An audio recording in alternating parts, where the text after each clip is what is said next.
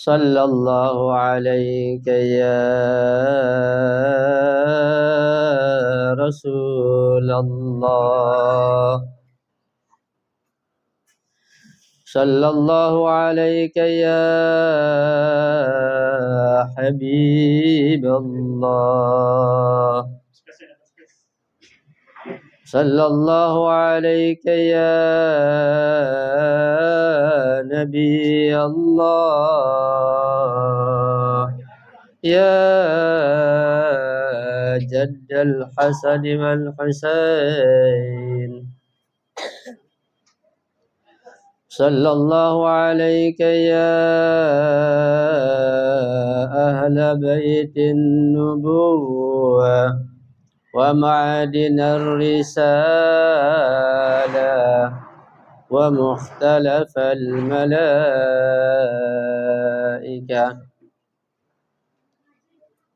صلى الله عليك يا أبا عبد الله صلى الله عليك يا ابن رسول الله صلى الله عليك يا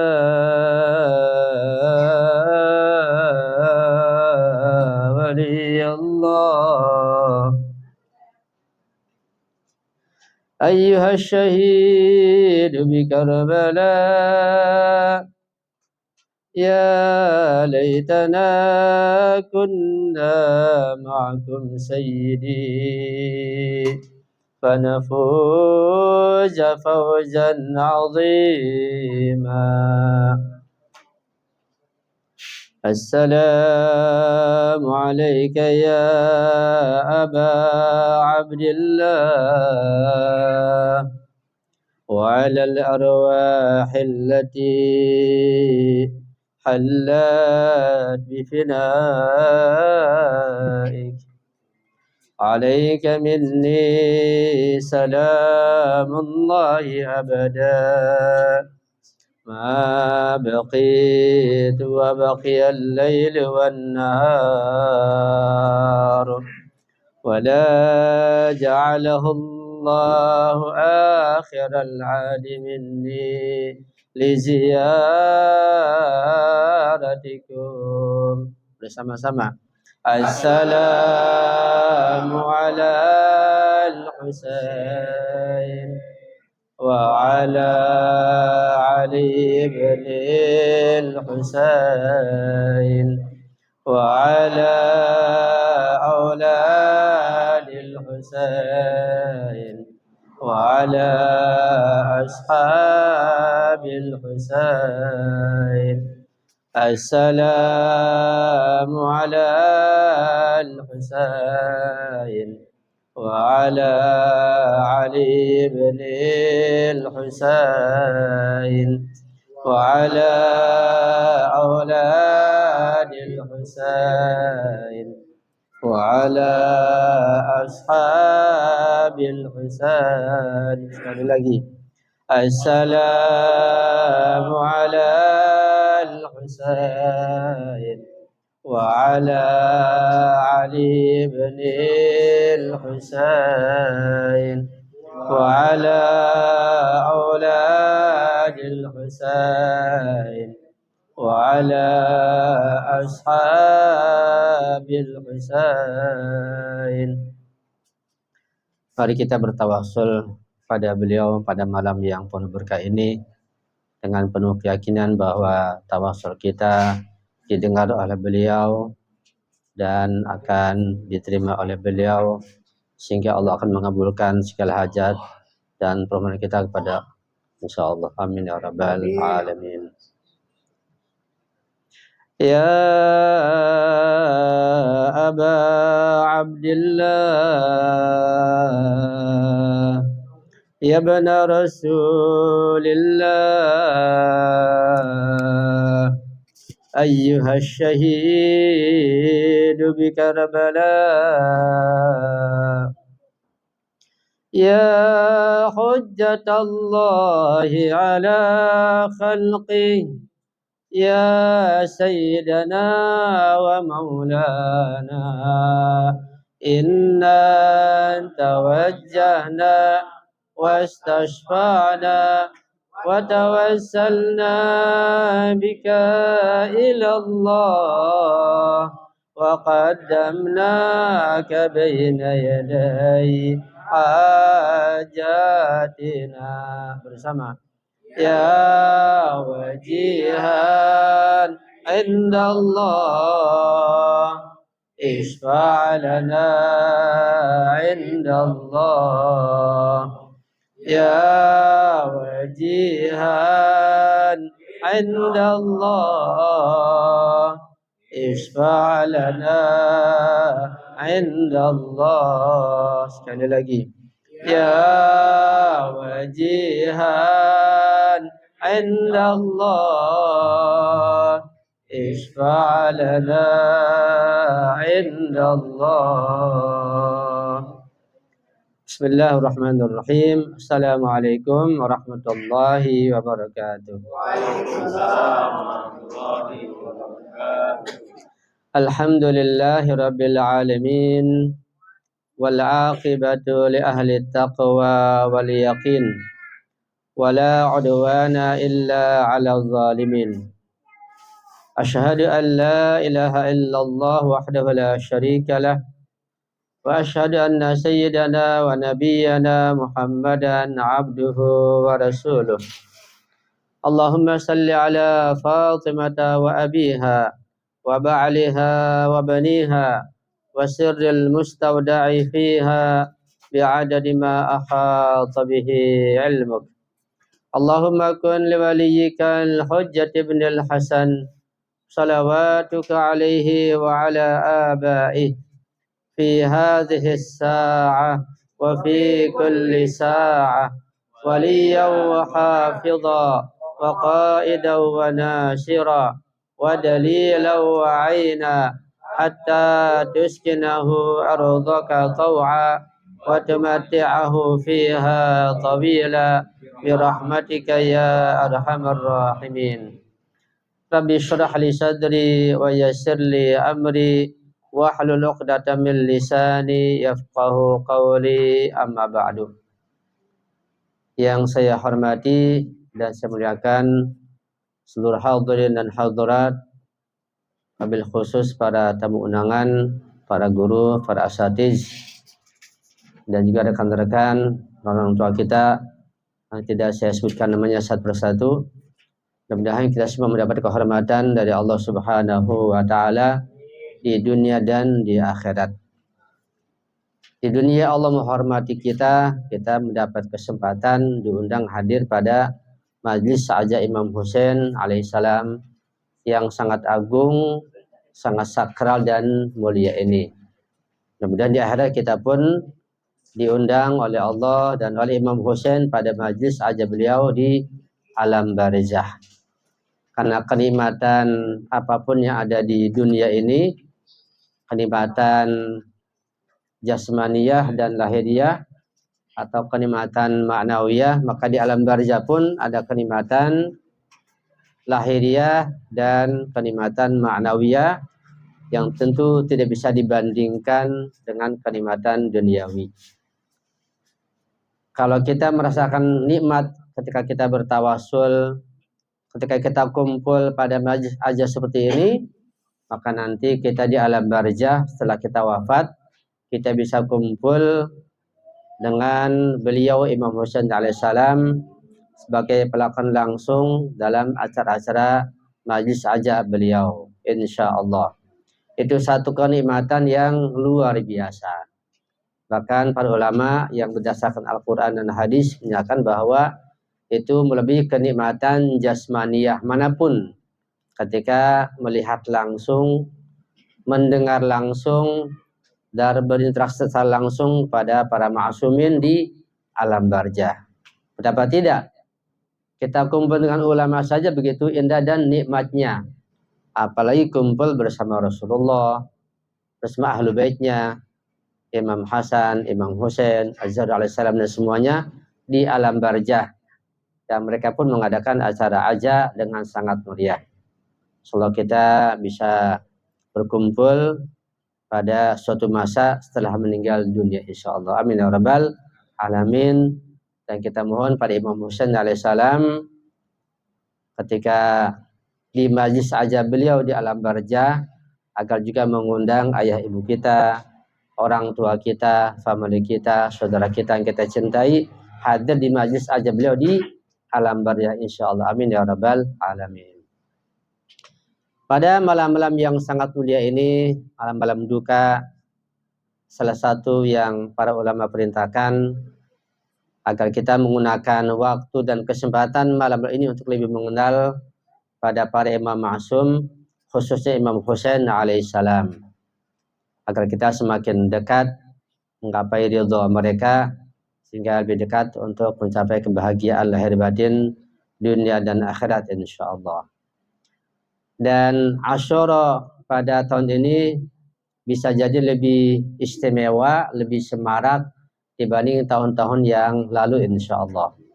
Apalagi setelah melewati masa COVID yang merupakan bala bencana yang sifatnya umum. Karena sebuah kesalahan atau dosa itu berakibat kepada bencana dan musibah. Ketika maksiat atau dosa sifatnya pribadi, maka efek akibat bencana seperti penyakit menimpa kepada pribadi itu sendiri. Ketika perbuatan dosa, perbuatan salah kepada Allah sifatnya keluarga, maka efeknya, akibatnya, bencananya, balanya menimpa pada keluarga itu. Begitulah, semakin luas sebuah maksiat, semakin banyak pelaku maksiat, maka efek negatifnya, bencananya, balanya semakin luas pula. Ketika maksiat, ketika perbuatan dosa dilakukan serempak oleh rakyat di satu kampung, di satu negara, maka bencana akan menimpa suatu kampung, suatu negara itu. Begitulah seterusnya. Nah, ketika maksiat, perbuatan dosa kepada Allah, pada para ma'sumin lebih luas lagi, maka efeknya, musibahnya, bencananya akan lebih luas pula. Nah, musibah bencana berupa COVID-19 ini bersifat umum sampai seluruh dunia. Ini tidak mungkin terjadi kecuali karena dosa yang sifatnya umum pula. Itu dosa-dosa yang bersifat nifak, munafik yang luar biasa. Di mana banyak dari kaum muslimin sendiri bersekongkol dengan orang-orang munafikin, orang-orang musyrikin, kafirin untuk menghancurkan Islam yang asli. Sehingga akibatnya Allah turunkan bencana yang sifatnya umum, yaitu COVID-19. Dan alhamdulillah sudah berlalu, sudah kita lewati. Insya Allah ini sudah kita lewati, kita akan menikmati hikmah yang besar dari musibah besar ini, yaitu masa kejayaan umat Islam yang sedang bangkit sekarang. Musibah demi musibah kita lewati dan akan melahirkan hikmah yang besar dan kita akan bangkit insya Allah. Tentang hari Asyura, musibah Imam Husain tahun ini, salah satu kelebihannya adalah hari Asyura jatuh pada hari Jumat. Mari sudah saya sampaikan di BBQ bahwa hari Jumat itu pun terjadi hari Asyura di Padang Karbala. Jikalau kita mulai tanggal 1 Muharram hari Rabu, Asyura 10 Muharram jatuh pada hari Jumat. Ya. Rabu, Kamis, Jumat, Sabtu, Minggu, Senin, Selasa, Rabu, Kamis, Jumat. Jadi 10 Asyura adalah hari Jumat. So, kita bersama-sama menyiapkan diri kita untuk menyongsong dan hadir pada Asyura Nasional hari Jumat mendatang, insya Allah akan dilaksanakan. Pernah saya bacakan di satu kitab bahwa Imam Husain mereguk syahadah di Karbala itu pada hari Jumat. Jadi Asyura tahun ini bertepatan dengan tragedi Asyura di padang Karbala, sama-sama hari Jumat. Pada kitab Al-Imam Al-Husain bin Ali bin Abi Thalib min Kitabil Hadaikal Wardiyah pada halaman 213, karya seorang ulama yang wafat pada tahun 652 Hijriah, berapa abad yang lampau, bernama Syekh Hamid bin Ahmad bin Muhammad Al-Mahalli Al-Yamani. Beliau menulis dan mengatakan tentang sejarah syahada Imam Husain alaihissalam. Wa kana qatlul Husain bin Ali alaihissalam fi yaumi Asyura.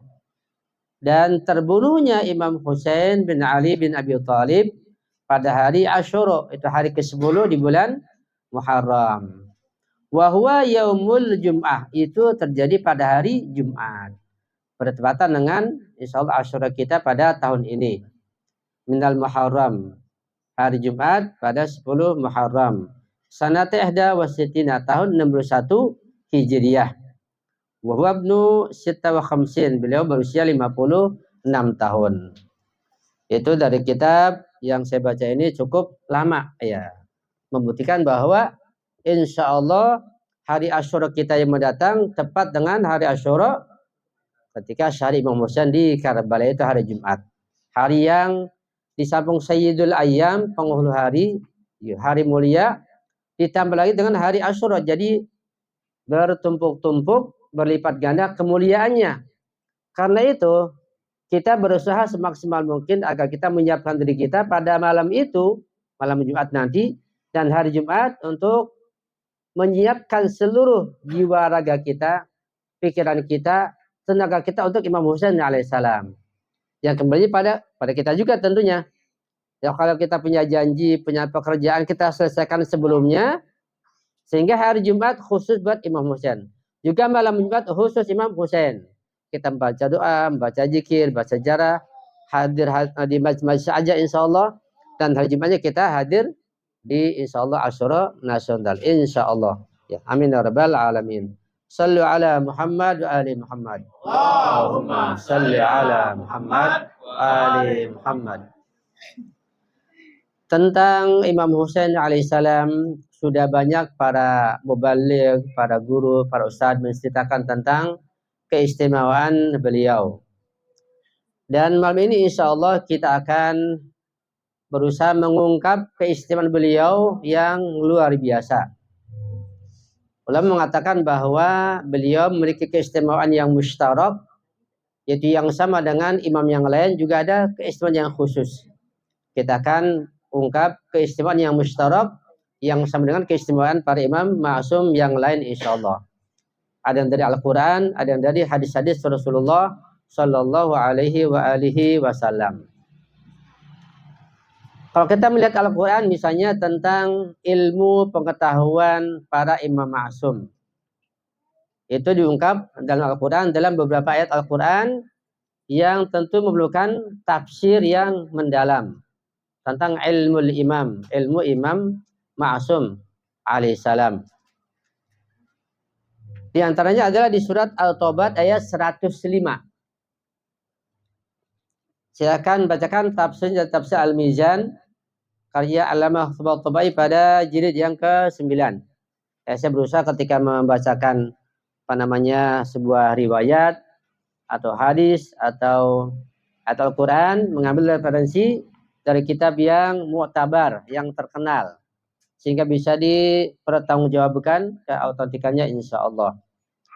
Nah, kitab tafsir Al-Mizan ini ulama mengatakan sebuah kitab tafsir yang sangat mendalam dan kitab tafsir yang lebih sulit dibanding kitab-kitab yang lainnya. Bobotnya luar biasa. Yang jumlah tafsir ini ada 20 jilid. Ya. Karya Allamah Tabatabai yang luar biasa pengetahuan beliau di dalam fikih, di dalam akidah, dalam filsafat, ya beliau lautan filsafat, dan dalam tafsir tidak ada duanya. Jika Syekh Mu'tadir mengatakan sampai 100 tahun mendatang tidak akan ada ulama yang bisa menulis tafsir seperti tafsir Allamah Tabatabai. Sampai-sampai Ayatullah Jawadi Amuri, seorang ulama yang masih hidup, yang beliau pernah diutus oleh Imam Khomeini bertemu dengan Gorbachev sebelum runtuh Uni Soviet. Nah, beliau Ayatullah Jamil menulis tafsir yang sedang beliau tulis sekarang ini bisa jadi nantinya mencapai lebih dari 50 jilid. Beliau merujuk pada tafsir Al-Mizan. Jadi beliau menafsirkan tafsir Al-Mizan. Lebih 15 tahun kajian tafsirnya. Dan akan ditulis mungkin sudah sampai 30 jilid barangkali, saya tidak tahu. Dan akan sampai mungkin mencapai 70 jilid, wallahu alam. Begitu luasnya. Ya, mudah-mudahan kita mendapat rezeki bisa mengkaji tafsir beliau Ayatullah Jawa Diambuli. Tafsir At-Tasnim namanya. Sangat dalam, luar biasa. Kalau ini masih sangat sulit, beliau perluas lagi, beliau permudah. Dan beliau pun masih juga sangat sulit. Perlu kita mengkaji kepada para ulama insya Allah. Itu luasnya ilmu tafsir yang ya tidak ada duanya. Nah, terkait masalah khosois atau sifat-sifat mulia para imam maksum, diantaranya ilmu para maksumin yang Allah ungkap di dalam Al-Quran Al-Karim. Itu pun satu bukti bahwa imam maksum itu memiliki sifat yang tinggi yang tidak dimiliki oleh para ulama selain imam maksum. Di surat At-Taubah ayat 105 Allah berfirman, A'udzubillahi minasyaitonirrajim. Bismillahirrahmanirrahim. Wa qul i'malu fasayarallahu 'amalakum wa rasuluhu wal mu'minun. Kalau kita melihat tentang al-mu'minun di dalam Al-Quran, maka kita akan dapati ada 3 tingkatan orang-orang yang beriman di dalam Al-Quran. Pertama, al-mu'minun yang pertama, yang lebih rendah atau paling dasar. Yaitu semua orang yang beriman kepada Allah Subhanahu wa Ta'ala, kepada Rasulullah, pada malaikat, pada hari akhirat. Itu tingkat pertama. Misalnya ayat yang berbunyi, Ya ayyuhalladzina amanu kutiba alaikumusiyam. Wahai orang-orang yang beriman, diwajibkan pada kalian untuk berpuasa. Ini puasa dianjurkan atau disuruh oleh Allah kepada orang yang beriman. Orang beriman yang mana? Ya semua orang yang beriman. Apapun mazhabnya, apapun tingkatannya. Yaitu yang percaya kepada Allah, pada Rasulullah, pada hari akhirat, pada malaikat. Itu orang yang beriman. Apapun mazhabnya. Ini peringkat orang yang beriman, kaum mukminin yang pertama, yang paling dasar. Mendapat perintah, kewajiban melaksanakan puasa. Dan begitulah khitab yang lain tentang masalah ibadah seperti sholat, puasa, jihad dan yang lainnya. Ini khitabnya ditujukan kepada seluruh orang-orang yang beriman. Namanya kaum mukminin bil ma'nal am. Ya. Dan banyak contoh yang lain. Nanti ada ayat-ayat yang sebenarnya khitabnya untuk orang yang beriman seluruhnya secara umum. Al-mu'minun bil ma'nal am, tapi karena mereka tidak mengamalkan kecuali orang-orang khusus, maka ayat ini khusus buat orang-orang yang beriman yang berwilayah. Ini tingkatannya lebih tinggi. Dan kita insya Allah termasuk orang beriman yang sudah menaik derajat kita, yaitu al-mu'minun ditambah dengan al-wilayah. Wilayah ahlul bait alaihissalam.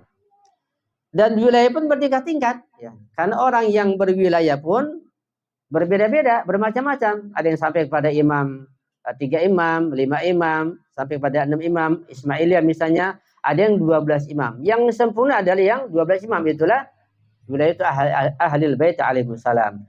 Yang sempurna. Insya Allah kita termasuk yang berwilayah kepada imam 12 insya Allah. Sehingga derajat kita meningkat di sisi Allah Subhanahu wa Ta'ala. Dan mendapat khitab yang khusus dari Allah Subhanahu wa Ta'ala. Itu tentang Al-Quran. Ya, ada khitab seperti itu. Apa contohnya? Apa contoh? Perhatikan baik-baik. Apa contoh dari Al-Quran di mana Allah menyuruh, mengajak semua orang beriman untuk mengamalkan syariat, tapi yang mengamalkan sebagian saja, hanya orang-orang yang berwilayah saja. Mana contohnya? Perhatikan baik. Lihat, gak usah jauh-jauh. Lihat di surat Al-Maidah ayat 6 tentang ayat wudu. Ya ayyuhalladzina amanu, wahai orang-orang yang beriman, dibuat semuanya. Semua dipanggil, semua diajak untuk kalau mau sholat berwudulah. Tapi yang mengamalkan wudu dengan wilayah siapa? Idza kumtum ila sholati, wahai orang beriman, jika kalian mau sholat, terjemahan gampangnya, faghsilu wujuhakum wa aydiyakum, basuhlah wajah-wajah kalian dan tangan-tangan kalian. Sampai di sini masih diamalkan oleh semua orang yang beriman. Nah, pada berikutnya baru orang-orang beriman secara khusus. Ya, faghsilu wujuhakum wa aydiyakum ilal marafiq wamsahu bi ru'usikum wa arjulakum ilal ka'bain. Sini baru disaring lagi. Ternyata tidak semua orang beriman mengamalkan ayat Al-Quran ini yang khitabnya untuk orang beriman semuanya. Tapi yang mengamalkan adalah orang yang beriman secara khusus yang berwilayah. Nah, sehingga kita lihat bahwa kaum mukminin yang berwilayah yang mengamalkan Al-Quran ini, yaitu wudunya, membasuh muka, membasuh kedua tangan, mengusap kepala dan mengusap kedua kaki. Al-Quran mengatakan sangat gamblang, sangat jelas. Siapa yang berani membantah? Ini contoh Al-Quran sangat jelas seperti matahari di siang hari. Ulama paham. Orang awam yang ngerti Al-Quran apalagi ulama masa nggak paham. Sangat gamblang, sangat jelas ayat ini. Bahkan lebih jelas lagi ketika Rasulullah dan para imam ma'sum yang sebagai contoh tauladan di masanya masing-masing mengamalkan ayat ini. Tidak ada yang berbeda. Sehingga wudunya para imam ma'sum dan sahabat setia mereka, mulai dari Imam Ali, Imam Hasan, Imam Husain, Imam Sajjad, Imam Bakir, Imam Shadiq, terus sampai ke Imam 12 dan para marji kita, wudunya sama, nggak ada beda. Semua membasuh muka dan tangan dan mengusap kepala dan kaki. Ini sangat jelas contoh bahwa ayat ini khitabnya buat semua orang yang beriman, tapi yang mengamalkan siapa? Segelintir orang yang beriman. Kita termasuk yang sangat istimewa. Karena itu, kita jangan meremehkan diri kita sendiri. Kita jangan merendahkan diri kita sendiri di hadapan yang lain. Betapa mulianya kita dapat derajat kedudukan menjadi orang yang beriman secara khusus. Bukan lagi al-mu'min bil ma'nal am, tapi al-mu'min bil ma'nal khas. Bagi pada tatanan akidahnya nanti lebih banyak lagi. Ini contoh yang kedua, ya.